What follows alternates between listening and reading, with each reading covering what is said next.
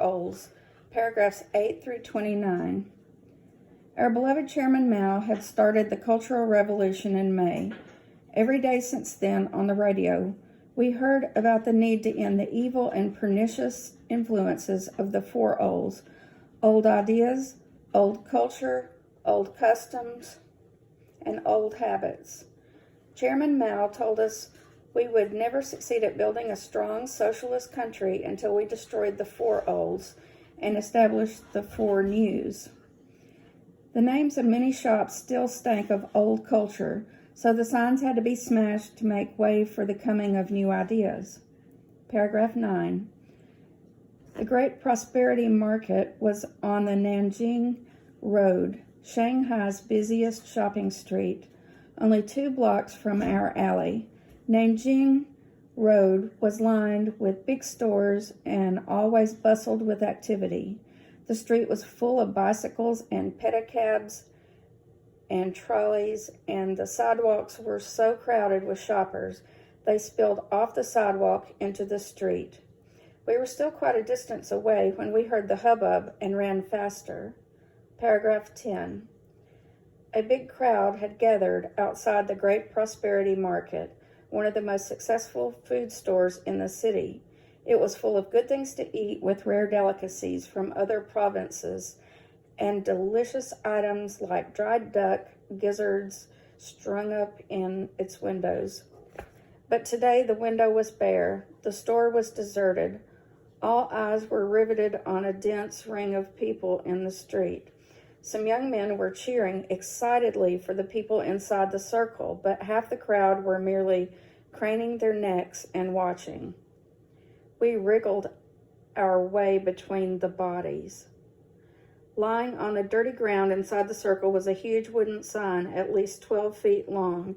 It was still impressive, although the large golden characters, Great Prosperity Market, had lost their usual shine and looked dull and lifeless on the red background. 2 muscular young men in undershirts, probably salesmen from the store, were gasping next to it. "Come on, try again," shouted the taller of the 2.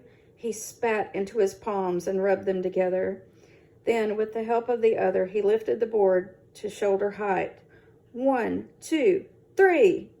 They threw the board to the ground. The board bounced twice but did not break. The 2 men threw the board again. Nothing happened. "Put one end on the curb. Stand on it.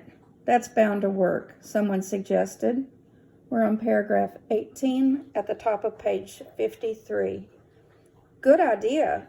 Come on, try it." Amid the clamor of support, the 2 men moved the board half onto the sidewalk. Then they jumped onto it. 1, 2, 3. We heard their shoes strike the hardwood, but the board did not yield.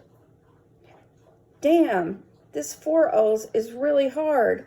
Hey, come on, let's do it together," the tall fellow shouted at the crowd. I looked at Anyi to see if she would like to join me, but while I was hesitating, the board became fully occupied. Ji Yong had moved faster and was one of the dozen people on it. They stamped, bounced, and jumped with excitement. One stepped on another's shoes. Hips and shoulders bumped. We all laughed. The board refused to break. Even under 1,000 pounds, it did not give way.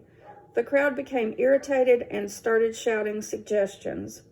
"Take it to the carpenter. Let him use it for something. Let's get a truck and drive over it." Someone started pushing through the circle. "Hey, I've got an axe. Let me through. I've got an axe." We stood back to give the man room. He lifted the axe to his shoulder and paused. The blade flashed in the sunlight as it began to move faster and faster in a shining arc until it crashed into the sign. The wood groaned with the impact, and we all cheered. The man gave the sign another blow and another, and at last the sign gave way. With another groan and a crack, it broke in 2. Everyone cheered. People rushed forward to stamp on what remained of the sign. Anyi and I found a few classmates in the crowd, and we all embraced, jumped, and shouted. Although what we had smashed was no more than a piece of wood, we felt we had won a victory and a real battle.